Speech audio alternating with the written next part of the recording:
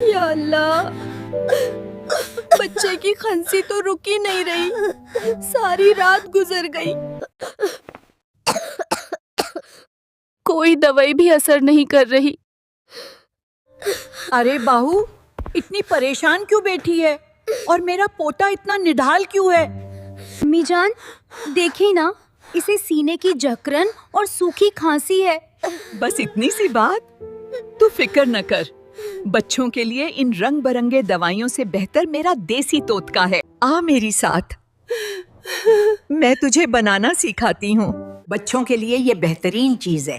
1 चम्मच हनी ले, उसमें थोड़ा सा ताजा अदरक का रस मिला, 1 चुटकी काली मिर्च डाल दे। ये बन गया मैजिक सिरप। मेरा प्यारा बेटा, ये दादी का मीठा मीठा मैजिक सिरप पी ले। पी लो मेरे बच्चे। शुक्र है मुन्ना सुकून से सो गया।